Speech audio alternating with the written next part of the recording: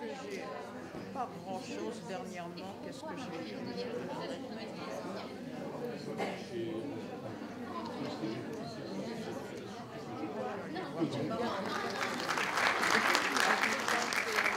Oui, alors je voulais commencer par dire qu'on allait remonter le temps, mais en fait, c'est pas mal de terminer par cette manifestation-là, parce que tout ce qui a été dit depuis ce matin permet peut-être de mieux comprendre ce qui s'est passé en juillet 53.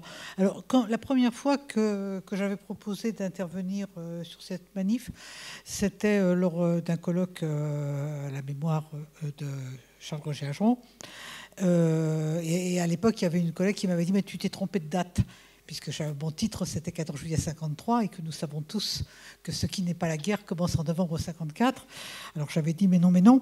Mais c'est vrai que cette manifestation, pour reprendre ensuite un intitulé qui a été appliqué à une autre, est une manifestation qui a été longtemps portée disparue. Pas pour les mêmes raisons, je vais y revenir. Quand j'avais fait ma thèse dans une autre vie, je lui consacre 2 lignes à cette manifestation. Et je lui consacre 2 lignes en disant bien qu'il y a eu cette mort, mais je n'avais pas l'ombre d'une archive. Alors, il y avait la presse, mais je n'avais pas l'ombre d'une archive. Et quand le colloque dans le nord de Charles-Roger Ageron a été organisé, la préfecture de police venait d'ouvrir un certain nombre de cartons d'archives sur la guerre d'Algérie, et c'est ça qui m'avait amené à y revenir. Alors, on était en 2000. Entre-temps, il y a eu plusieurs ouvrages qui sont revenus sur cette manifestation, dont évidemment l'ouvrage d'Alain de Verpe qui remonte en amont de la manifestation Charonne, dont les travaux d'Emmanuel Blanchard qui aurait dû me succéder, mais qui ne me succédera pas, le film qui a été réalisé par Daniel Kupferstein qui s'appelle Les balles du 14 juillet, le livre de Reichfuss. Bon, donc maintenant on sait que cette manifestation existe, mais elle avait disparu des radars. Alors je voudrais revenir un tout petit peu sur... si je ne regarde pas l'heure, je vais faire comme tout le monde. C'est bon. Bon, alors 2 mots sur le 14... Pourquoi le 14 juillet et 2 mots sur le MTLD, bien que finalement pas mal de choses aient été dites depuis ce matin. Alors 14 juillet, depuis 1935, et a fortiori 1936, les organisations de Front populaire à partir de 1935, puis les organisations résistantes à partir de 1944, ont eu coutume d'organiser un cortège populaire l'après-midi du 14 juillet. Donc le matin, on avait la revue militaire, et l'après-midi, on avait un cortège populaire d'alliance, ce n'est pas les mêmes alliances, mais d'alliance, d'unité, République Bastille ou Bastille République ou République Nation. En 1953, nous le savons puisque depuis ce matin nous en parlons, nous sommes en pleine guerre froide. Alors ce ne sont plus les organisations unies de la résistance qui, comme à la Libération, organisent ce cortège parisien, cette fois-ci du 14 juillet. Il y en a en province aussi, mais parisien. C'est les partisans de la paix. Les partisans de la paix qui sont une organisation qui s'inscrit dans la mouvance du Parti communiste. Donc les communistes, le Parti communiste, l'Union progressiste de Dacier de la Vigerie, et c'est Dacier de la Vigerie qui va déclarer la manifestation à la préfecture de police. Des compagnons de route, j'en cite simplement 2, mais donc à la tribune, il y aura une tribune place de la Nation, et à cette tribune, on trouve à côté des dirigeants communistes et cégétistes, Dacier de la Vigerie, l'amiral Moulien et l'abbé Pierre. Bon, donc on est bien dans cette mouvance du mouvement de la paix, pour aller vite, de la période de guerre froide. Alors, nous sommes en juillet 53, c'est-à-dire que nous sommes quelques mois après mai 52, et mai 52, c'est la date d'une manifestation qu'on appelle la manifestation Ridgway, qui est une manifestation qui a été organisée par le Parti communiste contre le général Ridgway, surnommé Ridgway la peste, puisqu'il était accusé, à juste titre, de mener une guerre bactériologique en Corée, manifestation organisée pour être plus agitée qu'à l'ordinaire, on va dire de façon soft, et qui s'est terminée par la mort d'un militant communiste et algérien, je ne dis pas un Algérien communiste, il est communiste et algérien, qui s'appelle Hossein Belaïd. Donc il y a un mort et il se trouve qu'il est algérien, mais j'y reviendrai. Et par pas mal de blessés, et dans les semaines qui suivent, par l'arrestation de toute une série de dirigeants du Parti communiste et de la CGT, ça s'accompagne d'un tournant stratégique, enfin d'une autocritique du Parti communiste sur ce mode de manifestation. Je ne développe pas, ce n'est pas le sujet. Le Parti communiste est engagé dans une lutte pour la libération de ces militants qui sont emprisonnés depuis plusieurs mois à la santé. Alors, cette manifestation, cortège traditionnel, quoique traditionnel, a été dûment déclaré en préfecture. Comme nous sommes en pleine guerre froide et comme nous sommes après la manifestation de mai 42 qui a laissé quelques traces de part et d'autre, il y a des restrictions qui ont été imposées par la préfecture. Pas de cortège avant le point de concentration, pas de cortège après le point de dispersion, pas de haut-parleurs, ni fixe ni mobile, pas de banderoles ou pancartes. Ça, c'est un peu en langue française ou étrangère, à caractère injurieux à l'égard du gouvernement français ou étranger. Ça vise évidemment essentiellement les questions coloniales. Mais comme il y a quand même quelques traces de ce que j'appelais les manifestations de souveraineté, il y a malgré tout l'autorisation donnée de dresser une tribune place de la Nation, qui est le point d'aboutissement de la manifestation, à la condition qu'il n'y ait pas de discours prononcé depuis la tribune. Bon, ça c'est pour le moment 14 juillet. Alors en face, le MTLD, dont on a déjà parlé plusieurs fois, donc je n'entre pas dans le détail. Alors, quelle est la situation en 1950 ? Jusqu'en 1950, et ça nous ramène un petit peu aussi aux travaux de Laure Pitti, les travailleurs algériens, et ils sont nombreux dans la France de la libération, dans la France de la reconstruction, les travailleurs algériens défilent, et notamment défilent le 1er mai ou le 14 juillet, c'est-à-dire dans le cadre de ces cortèges traditionnels et donc toujours mieux tolérés que d'autres. Mais quand ils défilent, c'est dans les rangs des syndicats auxquels ils appartiennent professionnellement. Et ce que Laure Pitti étudie dans sa thèse, c'est justement le basculement qui va s'opérer entre l'appartenance syndicale et puis l'appartenance nationale, qui est évidemment une question majeure. Donc jusqu'en 1950, ils sont dans les rangs des syndicats, avec des mobilisations spécifiques, notamment dans leur langue, à l'initiative de ce qu'on appelle la Commission nord-africaine de l'Union des syndicats de la Seine, s'agissant de la Seine, mais on a des phénomènes similaires dans les grandes villes, dans les villes où il y a beaucoup d'immigration. À partir de 1950, du milieu de l'année 50, le MTLD va commencer à organiser ses propres manifestations. Donc Marie, tu parlais de Paris-Province. On a en juillet 50 des manifestations à l'appel du MTLD. Alors pas déclarées, hein, ça va de soi, pas déclarées, donc pas autorisées. Enfin bon, bref. À Marseille, on en a en septembre à Lyon, également à Paris. On est dans de la micro-manifestation, hein, qu'on soit bien d'accord, quels que soient les acteurs, c'est de la micro-manifestation. Le 1er mai 51, le MTLD souhaite regrouper les travailleurs algériens sous ses propres banderoles. Alors on a vu des exemples dans les images que Marion Boulestreau nous a montrées ce matin. Mais en 1951, il négocie encore son inscription dans le cortège de la CGT. C'est-à-dire qu'on a un groupe du MTLD à l'intérieur du cortège CGT, et ça veut dire aussi protégé par le service d'ordre de la CGT, qui à l'époque a une certaine efficacité reconnue. Ça n'évite pas absolument tout heurt, puisqu'en 1951, la police va intervenir pendant le cortège pour essayer d'arracher un drapeau algérien qui a été brandi dans le cortège. Ça, on n'a pas le droit. Et ils ne parviennent pas. Donc, d'une certaine manière, la police a des comptes à régler, parce qu'elle a été mise en échec dans cette question du drapeau. Alors, pour des raisons que Alain Ruscio a rappelées il y a un instant, mais en commençant par en nous présentant la fin de l'histoire, mais cette fin de l'histoire qu'il nous a racontée, elle est là, elle est sous-jacente dès la libération, d'une certaine manière, et elle augmente sensiblement en 1952. Messaliadj avait participé à un grand meeting à Orléansville, en Algérie, le 14 mai. La police est intervenue, il y a eu 2 morts et des dizaines de blessés. Messaliadj est enlevé par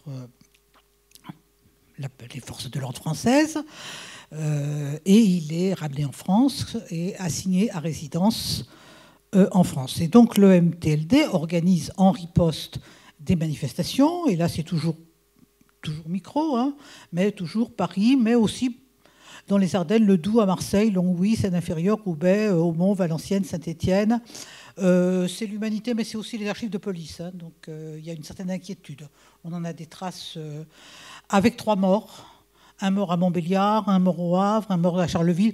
Il semblerait même, il y a des archives qui parlent ensuite de 7 à 8 morts, donc il y a dû y avoir des blessés décédés après. Mais enfin, en tout cas, à chaud, le jour des manifs, 3 morts, des centaines de blessés. Alors c'est dans des villes différentes. Hein. Moi j'ai toujours tendance à dire qu'un mort quelque part, ça peut être un dérapage. Bon, je dis ça par rapport à la suite. Quand il y en a plus en même temps et au même lieu, plus compliqué à expliquer.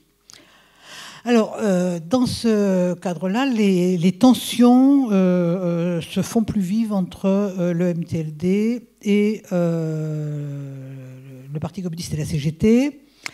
Parti communiste et CGT qui sont plutôt dans une phase de pacification, je dirais, de leur manifestation, avec comme objectif principal la libération des militants emprisonnés, puisqu'ils supposent effectivement pacifier, et le MTLD qui entend pouvoir faire une place forte, éventuellement relayée par les organisations ouvrières dans les cortèges. Et il y a une... donc en 52... enfin en 53, excusez-moi, pour 53, ça débouche sur le fait qu'il n'y a pas de négociation entre le MTLD et la CGT. Alors on trouve des militants du MTLD dans certains cortèges de la CGT en province sans négociation préalable. Bon, ça on connaît, hein, nous, maintenant, la stratégie du nid de coucou. Et à Paris, ils parviennent à déployer rapidement un drapeau algérien, là encore. Donc nous sommes en mai 53, la tension monte, et en juin, il y a un communiqué du MTLD, je vais à l'essentiel. Dans ce communiqué, donc juin, le MTLD de région parisienne, hein, rappel, je vous lis que la moitié du communiqué. Le 14 juillet a une signification, celle d'un coup porté aux forces de répression en 1789. Il unit traditionnellement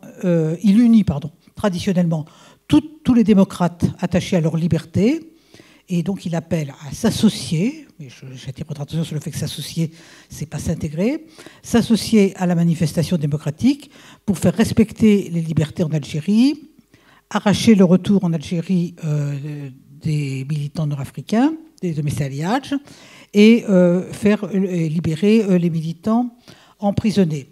Dans le même temps, il a appelé les siens à ne participer à aucun... C'était dès 52, excusez-moi, j'ai sauté une page en fait. Il avait, dès 52, appelé les militants du MTLD à ne pas participer au cortège du Parti communiste dès lors que les objectifs étaient d'une autre nature que ceux que je viens de rappeler, et à ne participer aux manifestations de la CGT qu'à la condition qu'il s'agisse de problèmes strictement professionnels dans une usine, par exemple. Ce qui explique que ce 14 juillet 53, j'y arrive, mais j'ai perdu mon heure entre-temps, ce qui explique qu'on ait, le 14 juillet 53, 2 cortèges distincts qui se succèdent.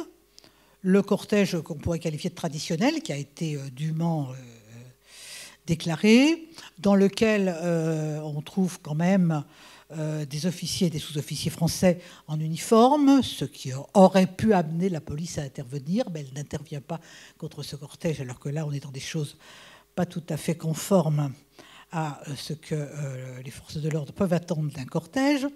Et puis un deuxième groupe, avec une légère distance entre les deux, qui est le groupe du MTLD, avec son propre service d'ordre. Alors il y a des images qu'on trouve notamment qui ont été récupérées par Daniel Kupferstein dans le film que je citais, manifestation très encadrée, très ordonnée, presque totalement masculine, mais c'est normal compte tenu de ce qu'est la main-d'œuvre nord-africaine en France dans les débuts des années 50. Encore que dans le film de Kupferstein, je ne l'avais pas regardé depuis longtemps, il y a un de ces hommes qui a un petit enfant sur ses épaules, ce qui laisse quand même à penser qu'ils n'avaient pas le sentiment qu'ils allaient à la tuerie. Hein, quand on vient avec son petit comme en 36 sur les épaules, c'est un petit. Hein, on le voit furtivement, mais il l'a. Dans le corps, alors c'est 6 groupes numérotés, enfin c'est vraiment très très ordonné, ils sont tous en costume cravate. Il y a un très grand portrait de Messali Hadj, toute une série de banderoles. Vous avez remarqué ce matin que c'est des banderoles c'est des banderoles industrielles, si je dirais, c'est des banderoles on ne les fabrique pas. Le père d'Algérie, au début des années, c'était fait à la main à Meudon, là, mais les manifs qu'on a vus à la fin, c'est des banderoles qui sont commandées dans des petites entreprises qui fabriquent des banderoles, quel que soit le sujet. Mais j'ai repéré, là, parmi les banderoles, dans le film de Kupferstein, toujours, non à la répression au faciès, qu'on n'a pas vu dans d'autres manifs, mais qui est même en 1953, intéressante intéressante. Bien.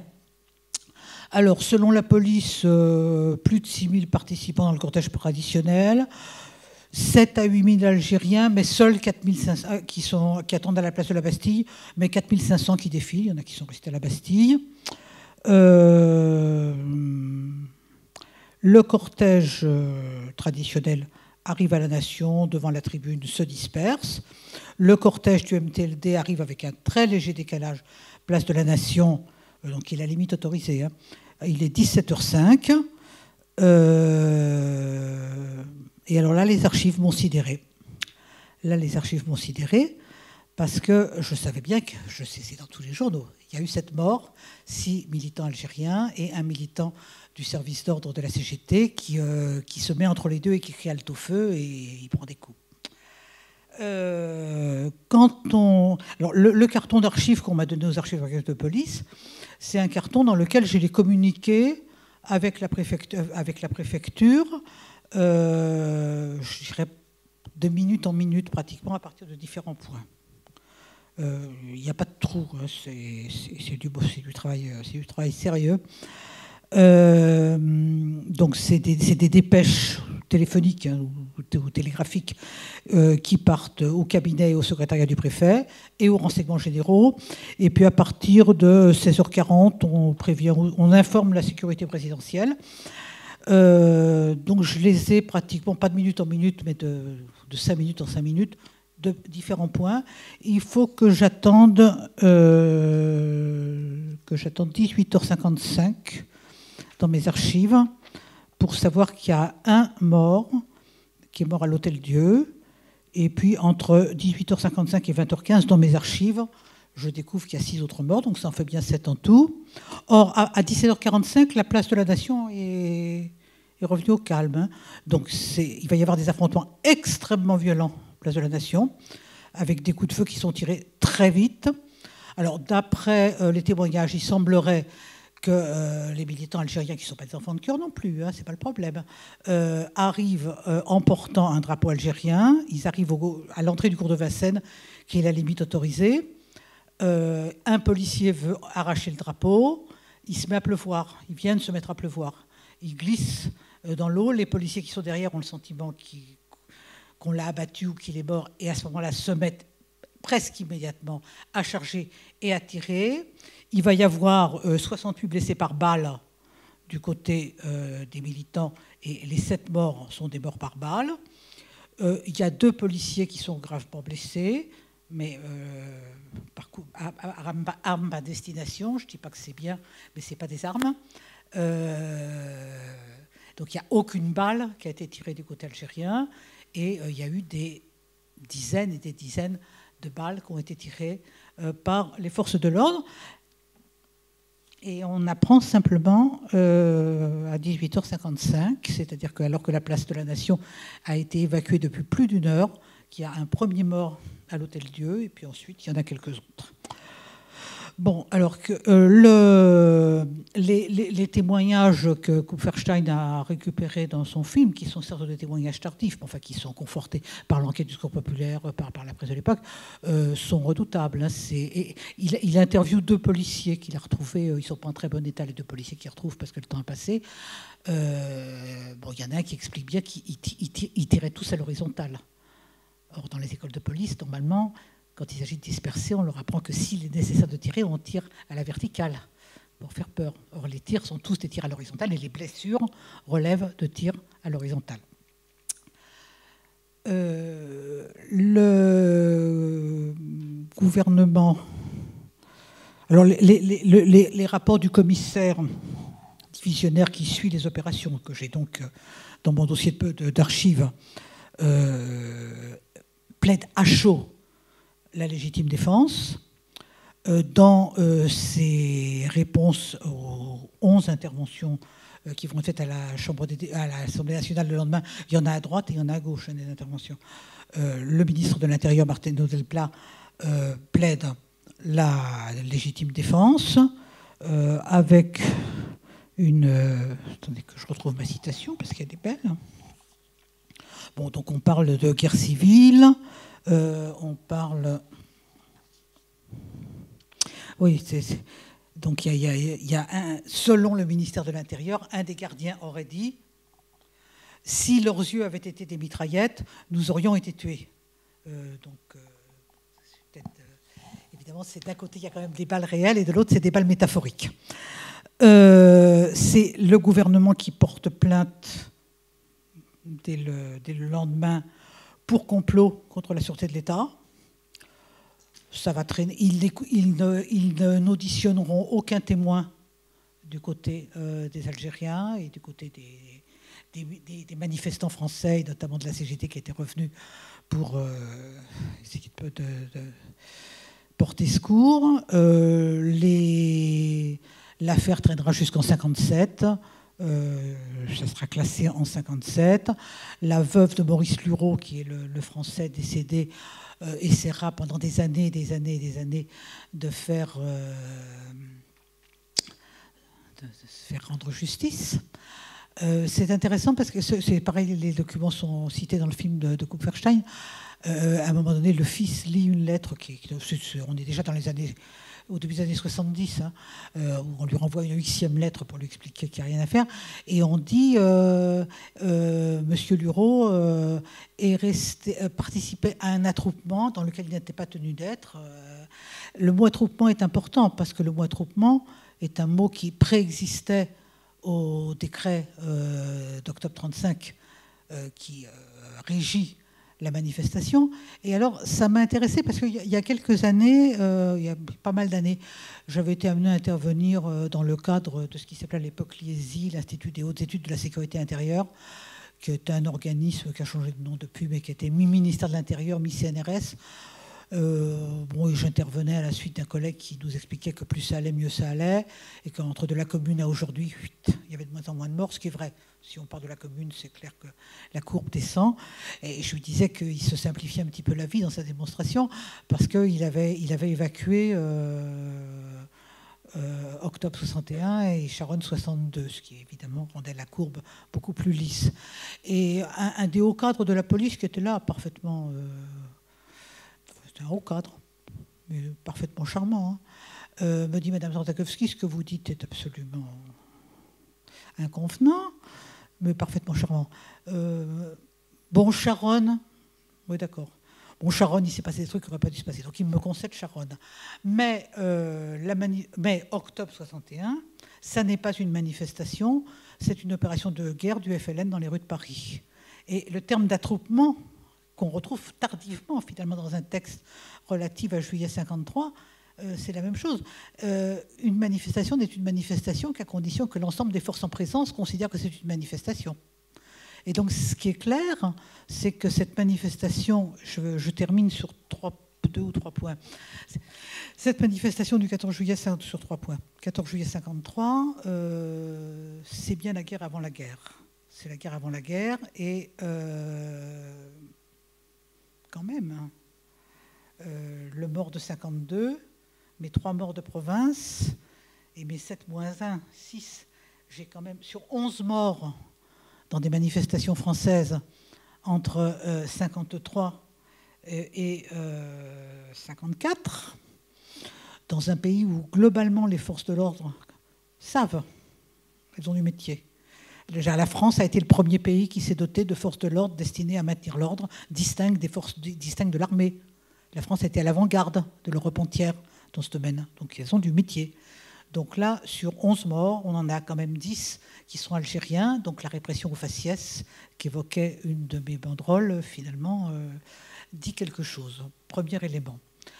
Deuxième élément, je ne développe pas parce que ce n'est pas le sujet, mais c'est une manifestation qui a fait polémique en interne dans les mois qui ont suivi, en interne du Parti communiste.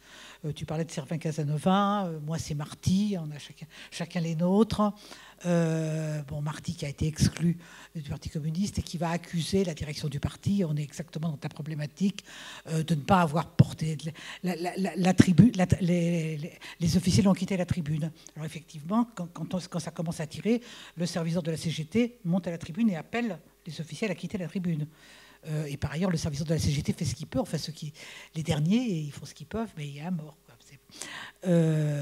Donc il y a eu, c'est une manifestation qui a fait polémique en interne de façon, me semble-t-il, c'est la politique et la politique à chaud, mais c'est ignorer tout ce que tu nous as fort bien expliqué il y a un instant dans ton intervention. Et donc, je n'y reviens pas. C'est pas pour ça que cette manifestation a été portée disparue. On est en juillet 53. En août 53, il y a une grève énorme de la fonction publique qui est lancée par les postiers de Force ouvrière, qui va s'étendre à toute la fonction publique. C'est du jamais vu depuis la Libération. C'est un moment tournant, je dirais, dans les luttes sociales et en tout cas août, ça juillet, d'autant que juillet, vous voyez déjà juin c'est pas terrible, alors juillet c'est pas un bon mois. Et puis de surcroît, comme le dit Emmanuel Blanchard dans le film de Kupferstein, il dit pour qu'il y ait mémoire, il faut qu'il y ait des porteurs de mémoire. Or, qu'est-ce qui se passe ? Il se passe que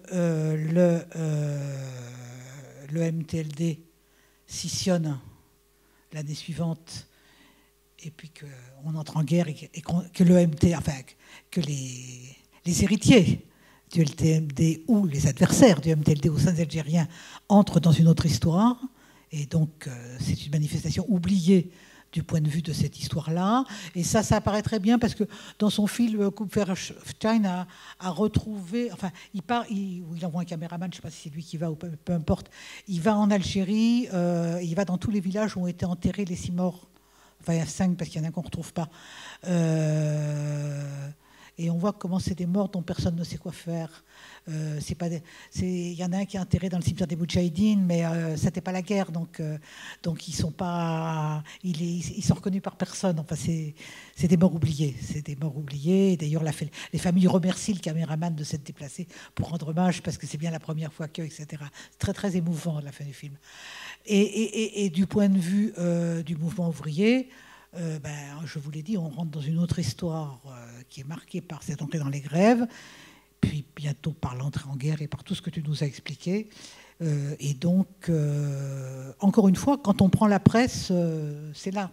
C'est là, il y a eu des manifestations, enfin, il y a eu des tentatives, il y a eu des protestations, il y a eu des manifestations. Tout ce que tu nous as dit vaut pour qu'avec en juillet 53, il n'en demeure pas moins qu'une page est tournée. Voilà.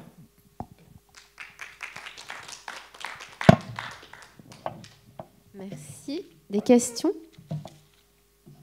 Oui, une réflexion à propos des grèves d'août 53.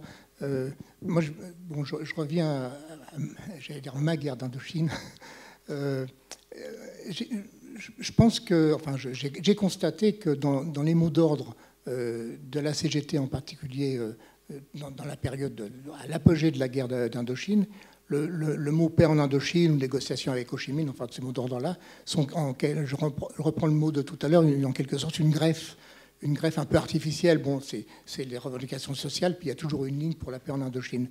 Mais pendant la grève d'août 53, pour ce que j'ai pu lire, c'est-à-dire l'humanité et la vie ouvrière, la guerre d'Indochine disparaît complètement. C'est-à-dire qu'on est véritablement dans un affrontement de classe, un mouvement, comme tu as dit, qui est le plus important depuis la libération, et la guerre d'Indochine disparaît complètement. Donc ça corrobore un petit peu la démonstration que j'ai essayé de faire tout à l'heure, quoi. Ah oui, je suis en total accord avec toi. Enfin, moi, à l'époque de ma thèse, j'en avais fait pas. C'est pas que j'avais changé de chapitre, j'ai expliqué qu'on rentrait dans une autre histoire et ça disparaît. Enfin, tout ça disparaît jusqu'aux premières manifestations de rappelés, qui sont quand même d'un type très particulier, puisque les premières manifestations de rappelés, c'est les rappelés leur famille, ou les rappelés les copains de l'atelier. Donc on est vraiment dans non seulement c'est du volontarisme, mais enfin, c'est autre chose. C'est pas le volontarisme d'orga que tu expliquais, c'est des manifestations de proximité. En 55 en tout cas, en 56 c'est plus compliqué que ça, mais on est rentré dans autre chose, tout à fait. Ce qui peut d'ailleurs contribuer à expliquer la difficulté à prendre en charge une guerre qui par ailleurs est infiniment plus compliquée que celle d'Indochine, comme tu l'as très bien expliqué.